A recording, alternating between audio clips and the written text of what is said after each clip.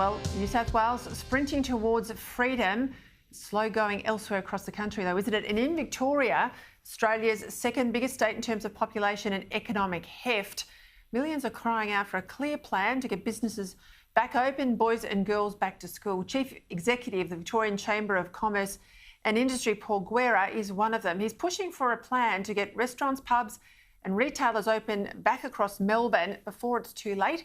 And he's joining me now. Paul, thank you for your time. I have to say I looked with hope to see New South Wales open and announce their plan today, but a little bit despondent, I guess, that we're still in lockdown in Victoria and headed for the longest lockdown in the world. Give me a sense, when you saw this plan by New South Wales, did you get some hope that Victoria might get there, or do you feel like we're being left behind?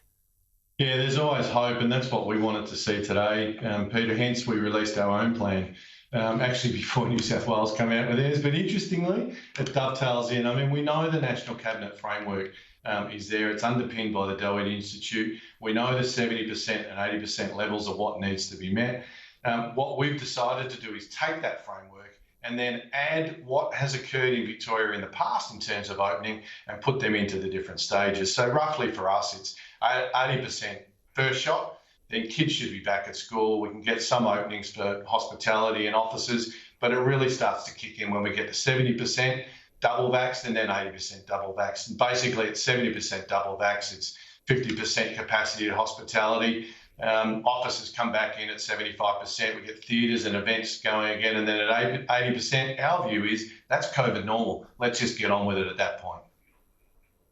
All right, give us a sense of the timeframes, because in modelling that I've read, we're not talking about 70% double vaxxed in Victoria until Cup Day.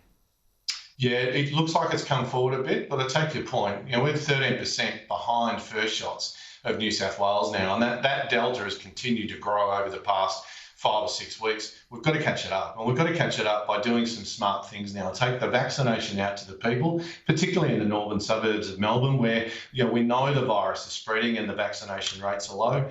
We can't see any reason why we can't have these what I call max vax days across the state, where we have 24-hour hubs across a couple of weekends and celebrate it like they've done in the US. I actually spoke to my friend Andy Slavitt, who I work for, who you'll know was just finished working for President Biden rolling out their vaccination program. He said, straightforward, get supply, then make sure the education is there. And third thing, make sure your logistics are right to get it in the arms of people as quick as you can. That's what we need to see here. Well, all I know in the United States, in New York, for example, you go to Yankee Stadium, you can go to any pharmacy, drugstore in any corner, and the vaccinations there. We know in New South Wales, they used Homebush Stadium. You're right. Wise in the MCG, which is mothballed at the moment, open 24/7 as a vaccination site. Make it sort of, a civic duty sort of component. When you raise these things with the government, when you put your plan on the table today, are they listening to you? We hope so, and time will tell. We got a sense of some opening, albeit small, yesterday. We hope that gets extended next week because, quite frankly, out in regional Victoria, there isn't any virus out there. So we understand the small step, but let's now take the bigger steps, particularly as the vaccination rates increase as well. Look, businesses, and you've documented it well, they've been living on life support from both state and federal governments. I'm sure the state and federal treasurers don't want to give any more money. And I'm certain that business won't get through just on the handouts. It's like we're going around a monopoly board every week. We're in a business crisis. We're in a mental health crisis. We're in a school kids crisis. We're in a community crisis. And what business needs today on Are You OK Day is a really clear sense of how we're going to get out of this. The good news is the end is closer than the beginning. You got to correct something there when you said government doesn't want to give any more money. I tell you, taxpayers don't. We're in a debt crisis. That litany of problems, it's a debt crisis. I think the big difference in New South Wales to Victoria, to the other states, is that vaccination means something in New South Wales. She said from the get-go, you get to 70 double jab and I will honour a commitment and get you out of lockdowns. That's still, I think, the missing piece in Victoria. Are they listening again? Are they listening to you that vaccinations have to mean something on a given date for Victorians to get in behind it?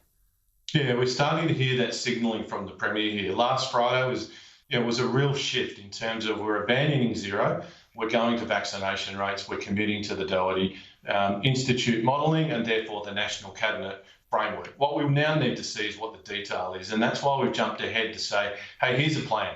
It's based on what the public health in Victoria have issued in the past. We've adapted it to fit what the National Cabinet framework is. Let's get going. Let's hope we can see more detail around that, because ultimately what business needs is the certainty that they will be able to reopen, they can get customers back, and they want to get staff back as well. And in the lead up to Christmas, we need to make sure that we get goods ordered in time to be able to open with something meaningful.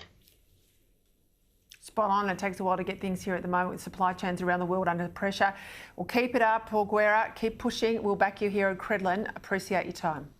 Yeah, I really appreciate the support, Peter. And to everybody out there, let's go and get vaccinated. It is the way out of this. Yeah, chin up, Victoria. We will get there.